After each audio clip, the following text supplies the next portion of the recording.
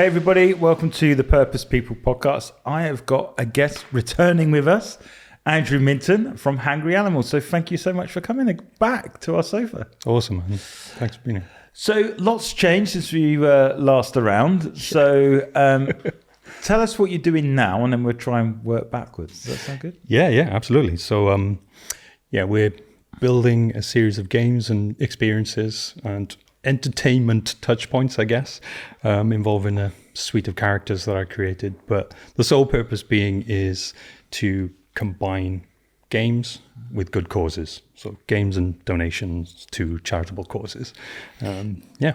Nice. So in terms of the characters that you created, are they all originals? Are they all?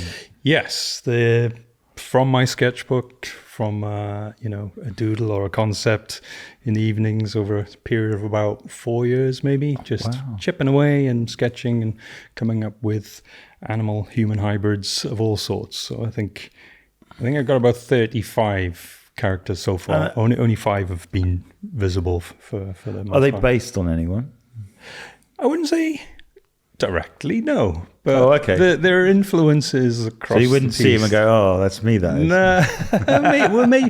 Maybe the moose. I think there's a lot of me in the Marv, the moose character that have sort of come to surface. Joker, experimenting with things and ideas. So I guess there's a little bit of that personality in come through in me.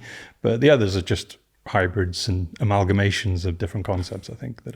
So it's quite interesting because your career is quite diverse. You know, you've been in puppeteering, you've been in videos, movies, that sort of stuff, and games. Is this like a fusion of all those things coming together at once for a change? Yeah, I think so. It's exactly that. There's this whole arc of discovery, exploration through career, agency life, always been in the brand strategy, building front ends and experiences for clients. And like we touched upon before, it's the idea that in my sketchbook has always stayed in the sketchbook and never found an outlet.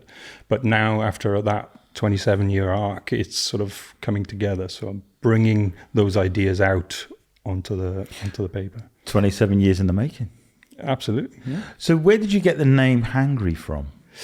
I think it's a mixture of connections with a co-founder that was working on this thing early doors. Mm-hmm. This thing started life as a digital collectible. NFTs was the origins was let's make something. Are they still a thing now? They're kind of in the background somewhere. Yeah.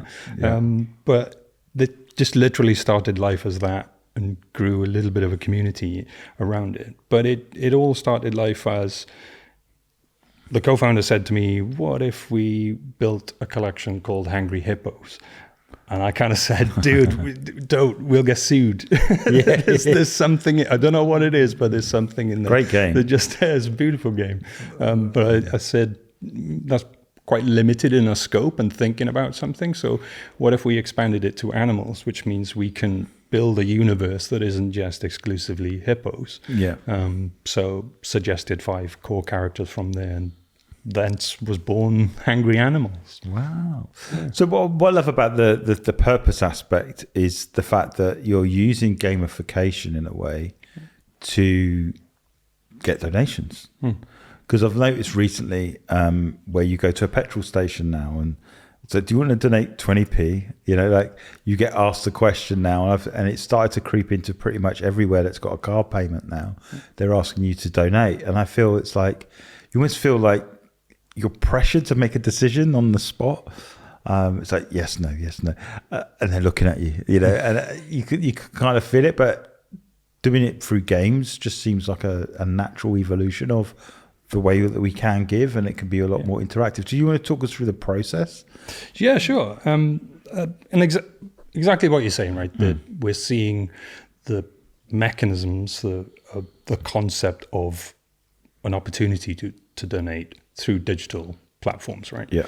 More now than ever, we're seeing a younger audience that tapped into digital social media. Those sort of platforms. They have eyes, and traditional means of getting a donation for a smaller charity. And very hard, especially when you don't have the digital infrastructure to be able to facilitate that. You've got the big Just Giving or GoFundMe and stuff, but they seem to be detached from a younger audience. Yeah.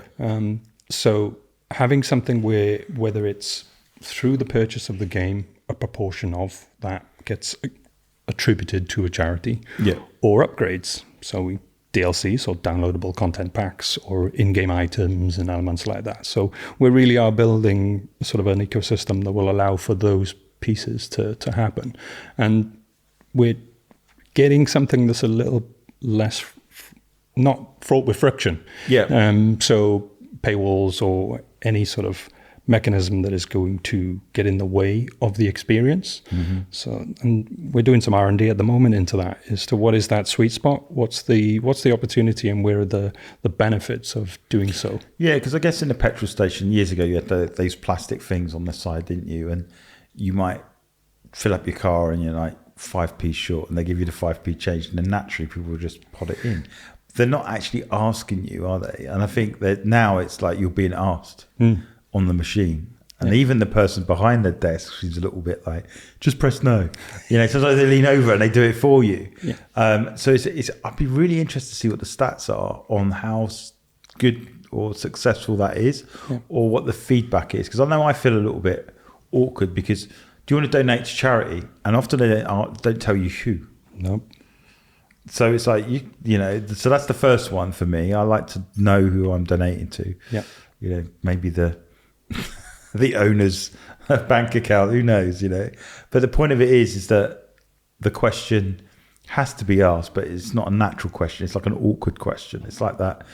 You're walking around in Tesco's and you've got someone with a clipboard trying to sign you up for a direct debit. You kind of circumvent that conversation. Well, I learned a new one actually the other day. I was watching a film, and I don't know where I saw it from, and they pretended they were on the phone. Yes. Been there. Yeah, do you know what I mean? I was like, well, that's a good idea. So I was in Tesco the other day, and I was like, oh no. But it's true, right? How do we get over that kind of apprehension or that barrier? And that's where we're at with the research, is trying to understand what's comfortable, where it feels it having an impact, a social impact. We're providing them with enough information so they're informed of the sort of the mechanics, but also the good cause. So they would have to be a vetted suite of charities that we work with. So it all plays into a really interesting model. I think that's the thing for me. It's not the choice to give. It's not being given enough time to consider. And I think the thing with the clipboard assassins, as they call them, you feel pressured. They go and explain what they want to do, and it's, oh, can you sign? Because ultimately they're getting paid to sign people up at the end of the day. You know? And for me, it's like, oh, do you want to save pandas? Wasn't on my agenda this morning. You know what I mean? Exactly. So I certainly, for when I give, it's definitely more considered. I want to be in control of my giving rather than feel pressured. That makes sense. So that's quite an interesting balance. So how did you end up in this place? Don't have to go into too much detail. No. I think it's always been at the heart of it is being owners of dogs, pets. We've had dogs for nigh on 18 years. Oh, how many dogs you got? 2. They both passed away, and that's one of those kind of things for us where we're like, okay. Was it quite close? They were a year apart in terms of age, but one 2020, the first one passed, and then October last year, the younger one passed away. So it kind of plays into having the time to focus on building something without that whole kind of routine, I guess, is the thing. They are a tie. Pets and animals are an amazing contribution to the family and the household, but in certain situations they become a tie. You can't do things. You can't explore certain aspects of what you want to do as a discipline. So way back in today, we were thinking, what if this became a comic, an animated series, and a game around storytelling for good causes? So we're able to tell linear and non-linear stories through games and animated content are raising awareness for good causes and charitable causes and the plight of animal kind on this planet in a way that resonated with a younger audience. Yeah. So there was always this idea that these characters have appeal to that target audience, but there's a purpose. There's an educational aspect to it. That what we're doing is not just a sort of a money spinning IP scaling kind of behemoth. There's always a purpose behind what they're trying to say and why they exist. So obviously the mechanisms, the game, but are there any influences out there? Like, I'm not saying you, but are there any influences from your gaming life? Because I know you like games and stuff. That kind of. I think it's the shorter games for me that are really. I like the job simulator style games. Like Power Wash stuff. Farm Simulator. No, is that too big? Yeah, that's too crazy for me. I'm like, but the Power Wash Simulator, you're basically jet washing vehicles, buildings, factories, and stuff. And there's something appealing about that, where it's just a small task. It's not mundane, but it's quite fun, and it's got this twist of an injection of an idea in there. And from a gaming perspective, I really like those type of smaller, passive, enjoyable fun, following the fun aspect of those games.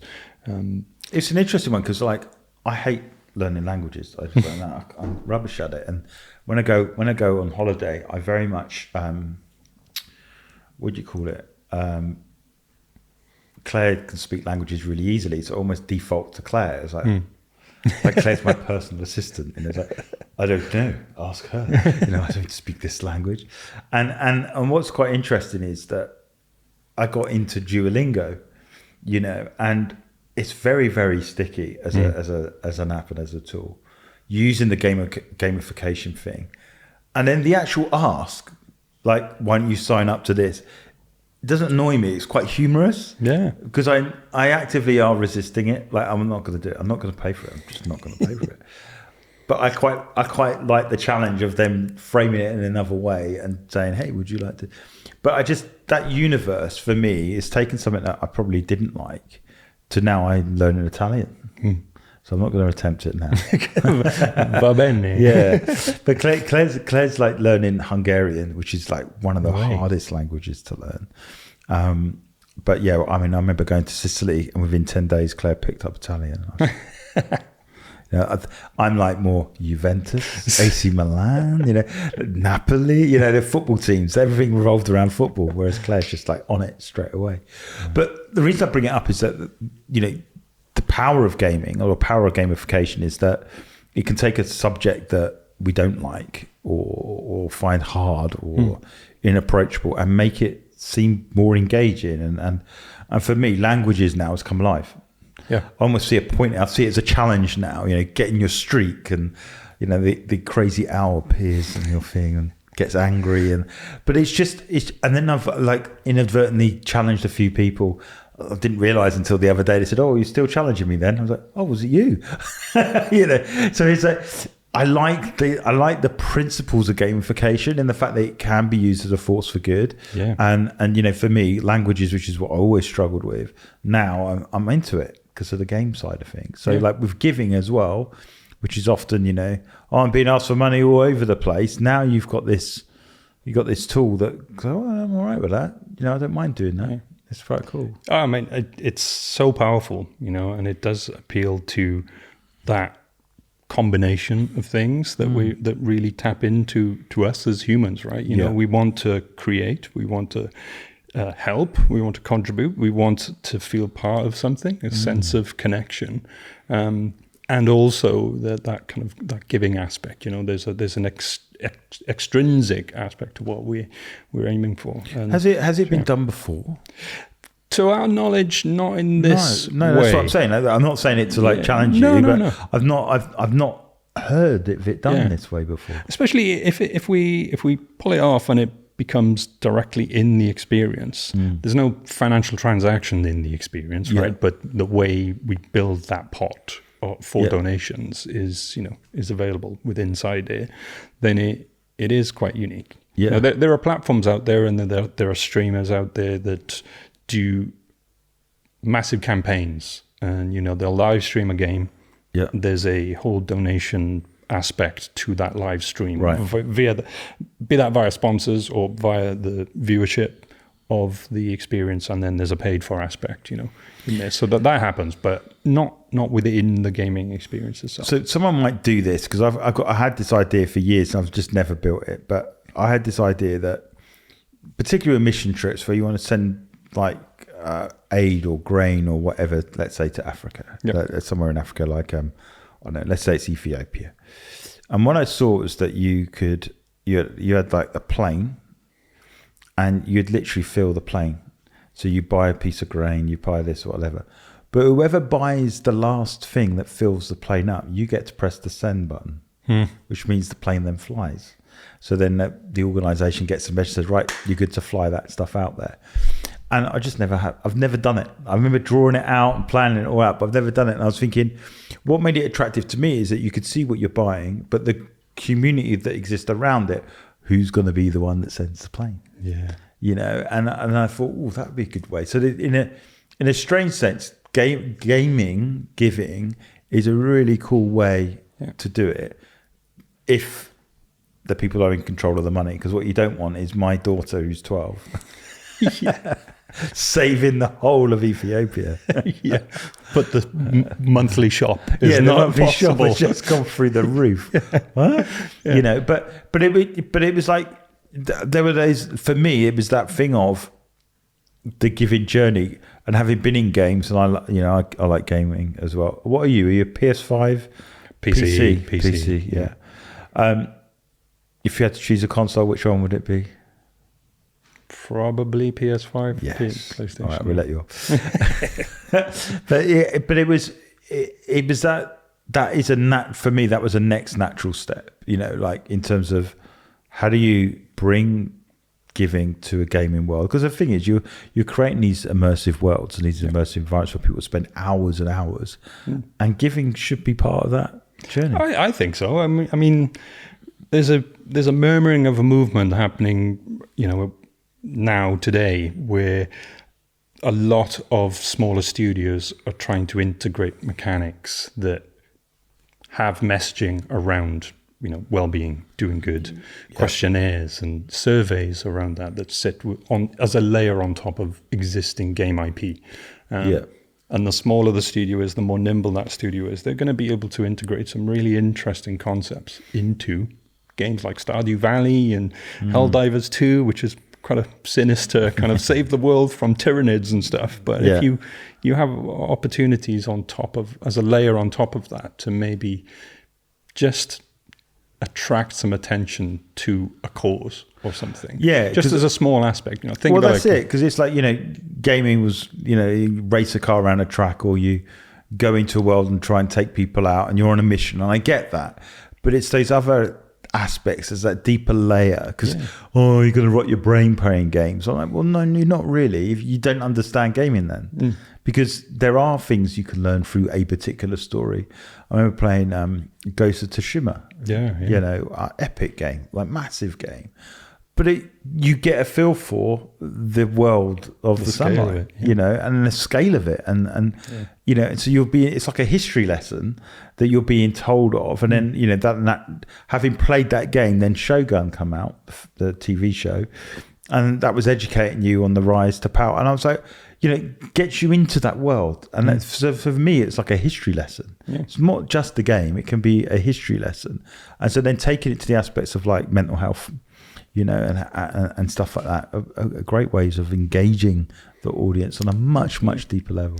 And I think a lot of the big platforms are cottoning onto this now, right? Because Netflix's strategy seems to be evolving to incorporate games and experiential that are non-linear on their platform, right? Yeah, like choosing the narrative. Yeah. So that alone just gets me questioning, all right, what's next? Because the audience that we're obviously trying to appeal to, whether it's a comic or a potential evolution of an animated series, what's the traction? What are our age group actually into? And it's Fortnite, Roblox, and those sort of sandboxy style platforms, are they actually watching content? But it's like Minecraft the movie. The movie itself is terrible. Sorry, I watched it. It was painful, right? I felt like, oh my gosh, my eyes are bleeding. But there's a whole community around it, and then they become this movement, like chicken jockey and people throwing stuff and all that crazy stuff. And but the point is, there was a community that existed around Minecraft way before the movie came. Yeah. And so regardless of if the movie was any good or not, which is debatable, but it looks like they'd be making a second one just because the community come out and supported it. Yeah. And I think that's what people underestimate, that in the world of games, there are communities that exist online that to an older generation, it's like, oh, your brain is rotten. But actually, my son got through the pandemic because all his mates were all on the games console. Yep. And often he was talking to his mates with the game console there, with the game on pause, and they're just chatting. You know what I mean? It's like, it was like so different way of doing things. I think Leon met a guy online called Emmanuel. I've only seen each other a couple of times on FaceTime, but their whole relationship exists predominantly online. And they got to know each other. They talk for hours and whatever else.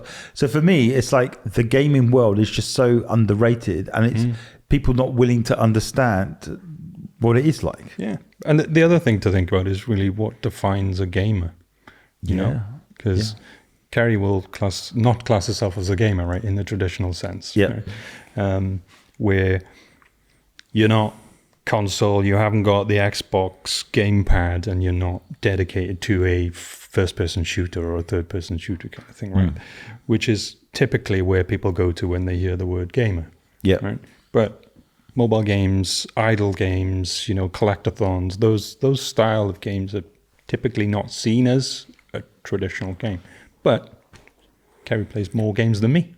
I am going to call Claire a gamer because Claire would consider herself as not a gamer because of the PlayStation, but she plays chess on the phone always. So now she's a gamer. Hey. You heard that here. Claire is a gamer. But the point of it is that you are interacting with people. You're doing that sort of stuff on there. And I think for me, even my gaming experience has changed because Leon, obviously, he's got older. He can play the game, and I just sit next to him and watch it now. He go, oh, no, you can do this. I like, no. I actually enjoy watching him trying to figure it out. So we've been playing like Indiana Jones and The Great Circle recently. What a game. Amazing. But it's like when you're immersed in it, you're actually not seeing it, if that makes sense. But if you're sat there watching it, you're just, wow, the graphics are absolutely mind-blowing. Stunning. Yeah. And I'm sat there, but it feels like an Indiana Jones story. And for me, to the movie buffs, that won't count as a story, but for me it does. It fits the canon. Do you know what I mean? It's like the gaming experience, the character and the wealth of what you're building, the universe now exists as something else. And I just think for me, games bring that extra depth, and what you're doing is taking an extra depth to giving, which is amazing.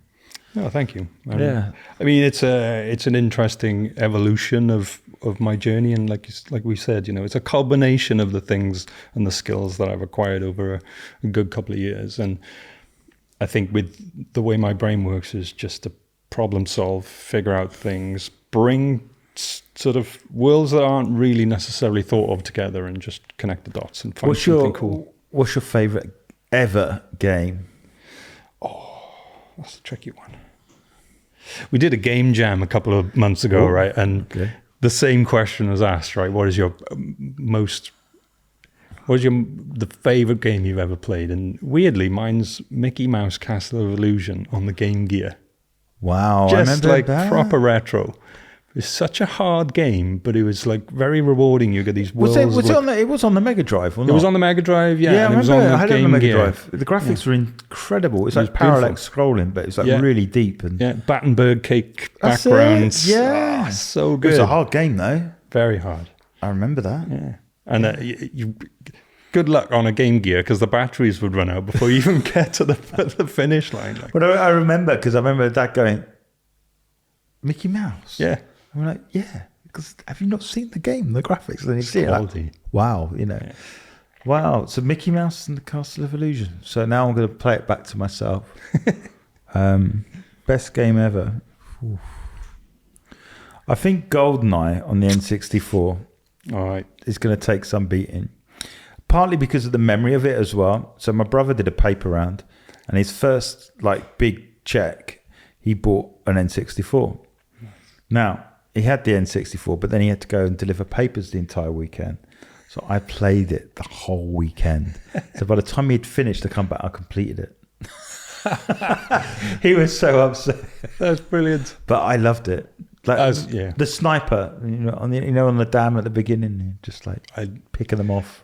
My memory of that was a very kind of distant, back of the room memory in uni. The rest of my house were all sort of playing it together, and I was just watching from a distance. But yeah, what a game. And then the other one I remember was Metal Gear Solid. That was a good one. Metal Gear Solid. That was like the first, the one on the PlayStation, the first one that came out that went big.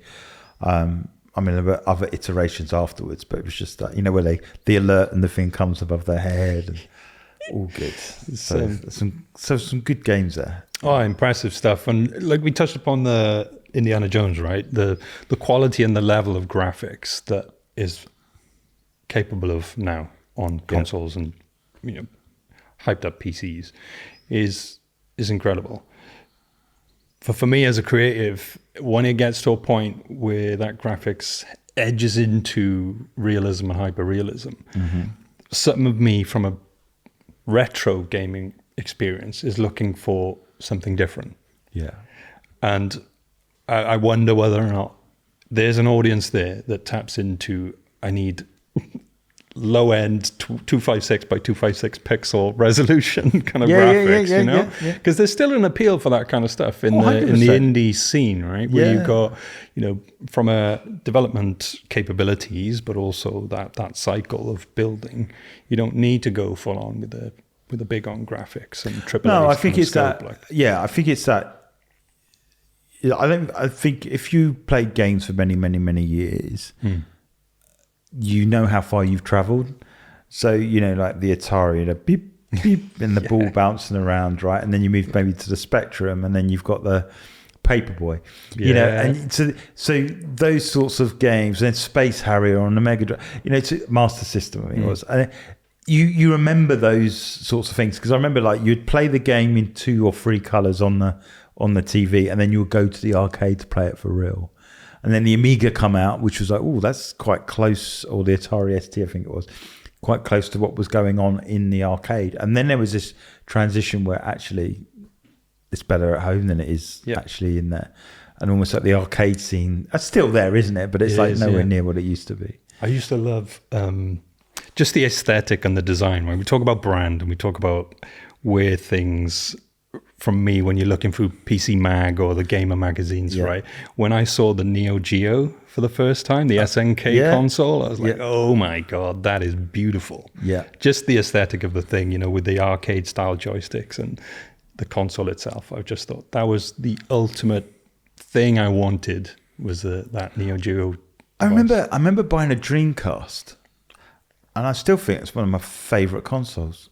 The Dreamcast. Yeah. It was so good, but just didn't get the traction. No. What was that? Is it Yakuza? The game where the guy's got a dragon on it's got a brown leather jacket, and he'd walk through the streets in sort of like Tokyo and places like that. And I think it was, yeah. Yeah, such a good game. And I think it was and it was just mind-blowing graphics. And you had these little memory cards with like a little game on a game. Yeah, on the gamepad. Yeah.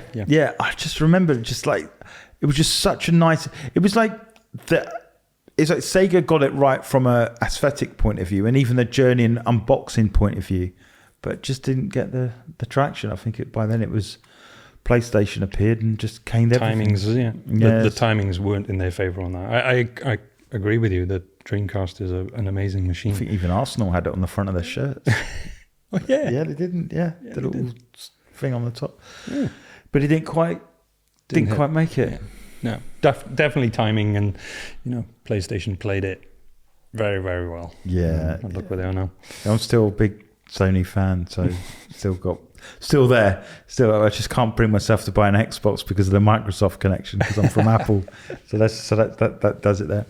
So in terms of like you made the point about the retro gaming world and then the immersive world. But if we go hyper realism a minute, I tried the Apple Vision Pro and the whole metaverse and that world, and I got to be honest with you, when they did the football experience, so you literally can watch an MSL game, so you got your thing on, and you look left and there's someone there, and you look right, there's someone there, and you're watching the game, and then the ball hits the crossbar and you actually feel the crowd. And I was like, wow, this is scarily good, So although the kit seems really heavy, the hyper-realism thing is, I think maybe not so much games, but watching games and support participation, I think, go on a whole new level, where you could put the glasses on now, where you can see everybody. So I think that's the biggest thing I got with VR, is that you are isolating yourself from everybody. But if I'm not isolated, but I've got these glasses on, I can just go like that and I'm there. But I know that there's someone there. It just feels safer for whatever reason. And so watching sports, I could see how that could fundamentally change. That you feel like you got 60,000 fans and you got a seat. And you might have to buy a ticket and you sit at a different vantage point in the ground, but you actually just sat in the sofa. But you feel like you're there. It would be amazing. That would be so cool. But I remember testing, because we used to do VR stuff for healthcare back in the other agency, and I remember testing early iterations of that at a basketball game. Oh, wow. And you got like this world where everything, it was 180, so it wasn't full 360. It was only 180, and then it blended out, so you didn't see, it was black behind you kind of thing. But the camera was depth, so it had two different lenses, so you got that sense of depth in there anyway. But this was like 2017. Oh, wow. 2017, 2018. And even at that point, the resolution was like 2K maybe per eye. And it was mind-boggling. It was exactly that, right? You're watching a full-blown game, but you're not there, but you are there, but you're not there. And it's just the perception side of it is quite fascinating. And I agree, if you're outside of the experience, but you can see the existing world and it's overlaid, so a mixed reality rather than a virtual reality. I think mixed reality is the way forward, because it keeps you grounded, but it's enhanced experience. Well, it's like for instance, driving, right? So when you're playing a game on a machine and you're driving, let's say it's Formula One or whatever, you got the rev counter, you got everything on the screen. I've been saying for years it would make absolute sense for that to be on the screen. So it's not there so you can't see what you're doing, but it's there because as a gamer you're racing and this is all there, but you're taking it all in, but you still want to drive.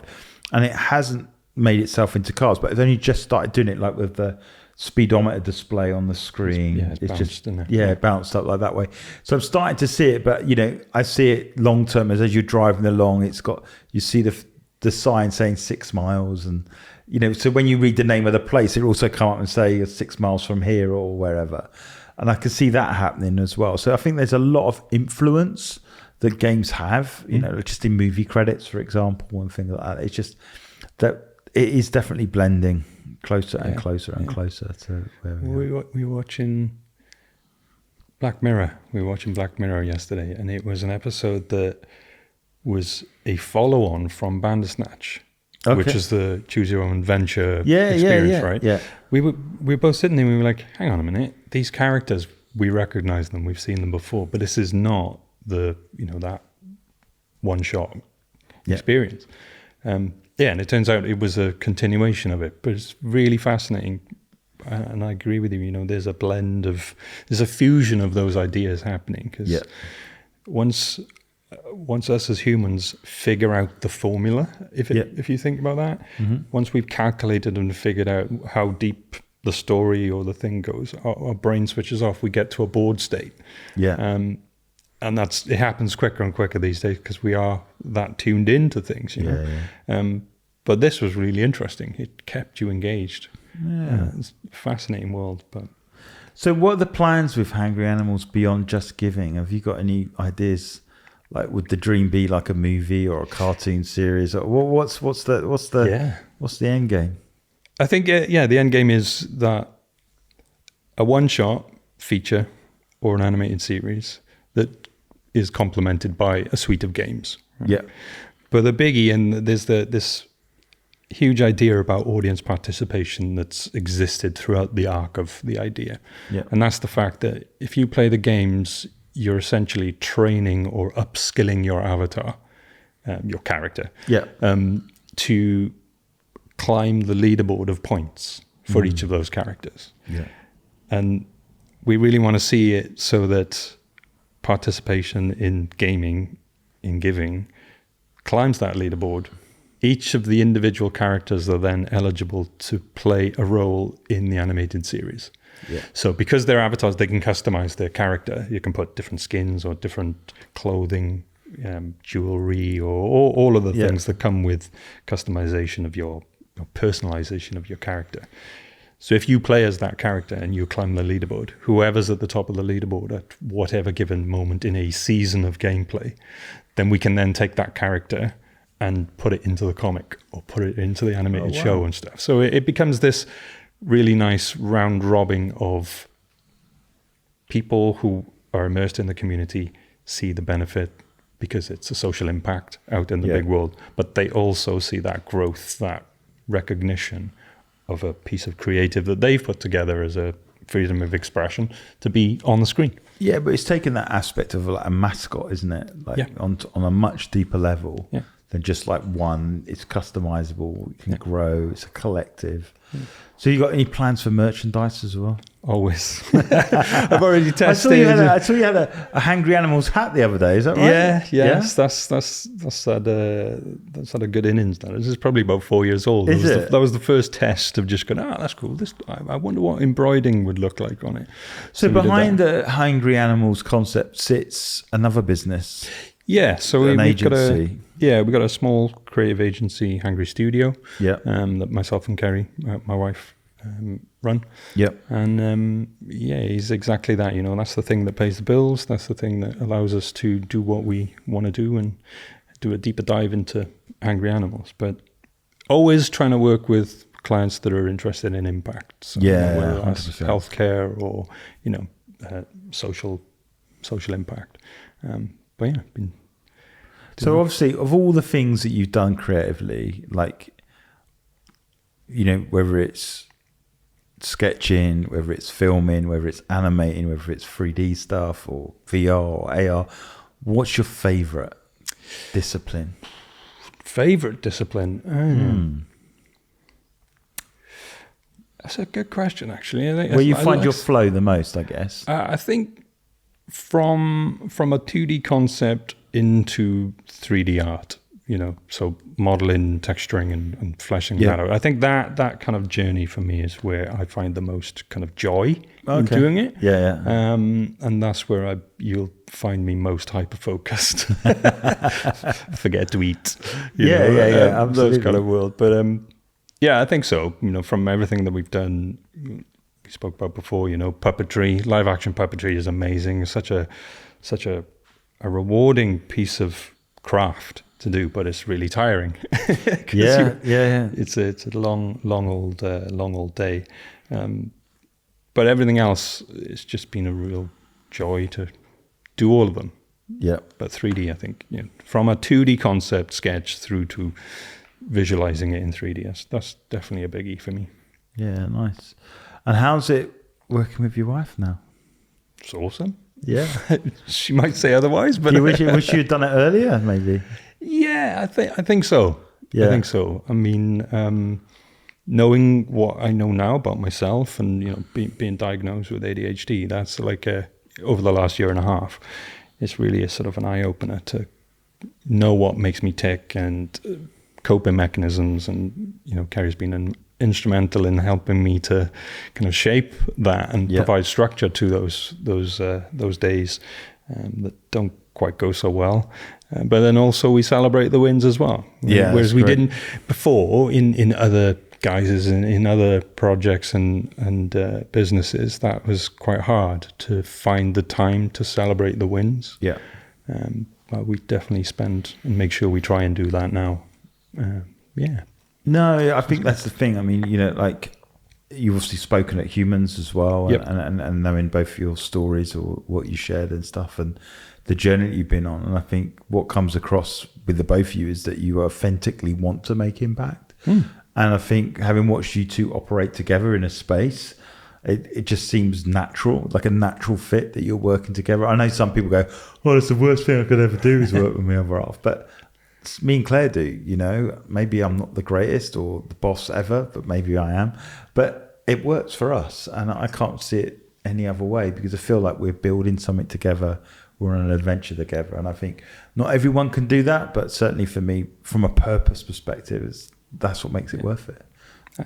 I agree, man. I mean, I'd never thought of it. I think agency life, right? You fall into a world where I think there's a bravado aspect of it, and you have to deliver, you have to perform, you put barriers up, you don't speak your mind when you should, maybe because the realms are not giving you the permission to do so or the freedom to do so. But when you understand your partner in business and life, and I think you communicate more openly about the vulnerabilities, the concerns, the things we should be focusing on, and everything that comes with it. And I'm a much better person for that. Yeah, I think there's also that thing of like, corporate life used to be the aim for most people, and now it isn't so much, because obviously COVID came and they're ready to throw you away after giving 25 years service, and it's like, I didn't expect that. I think the term family business is on its way back. I think generally people are thinking that way now. It's like, well, no, let's build something for my family and the next generation. And if it isn't them, then I can hand it over to someone else. But it's very much that thing of working together to deliver something. And obviously there's some trades out there like farming, for example, where it's the family business and there's no other way to work. This is how we work. And I think creative, it's unusual. But I think it's a good thing. I really do. I love it. You know, it's waking up now is so different to what it was back then, be that, you know, business owner from a previous entity or working for an agency. Waking up now and wanting to tackle the day, because I just feel like there's a purpose. We have a mission, and we're enjoying that journey. Well, it's an incredible mission, and definitely for me, can't wait till it's all built and so we can actually see it fully. I'm looking forward to seeing the movie and the toys. I want one of those. A Hangry Animals set up there. That's always been my ultimate goal, is just have a suite of vinyl toys on my shelf. Be amazing. Of our own creations. So you mentioned that it's the moose you're probably closest to. Yeah, I'd probably say so. Yeah, Marv the moose. Marv the moose. Okay, I'm not going to ask you what animal you think I am. I'll think hard. I'll tell you off air. Yeah, you tell me off air. Have a little think. But listen, how do people reach out for either Hangry Studio or find out more about Hangry Animals and the mission that you're on? Absolutely. If hangryanimalz.com if you want to know more about the project and the mission. Just reach out. Awesome. Well, thank you so much for taking the time. It's been brilliant. Cheers, man. I could sit here for hours talking about games. I don't know if the audience are going to enjoy it, but I do. And I think that we've got a few gamers on board. So thank you so much. Appreciate it. Thank you. Hi, everybody. Thank you so much for listening to the Purpose People podcast. How you can help us is to like and subscribe our YouTube channel. You can also subscribe to our podcasts on Apple, Spotify, Google and Amazon. That helps us get our message out there to help people go after their dreams, double down on it, and be successful in life on their terms.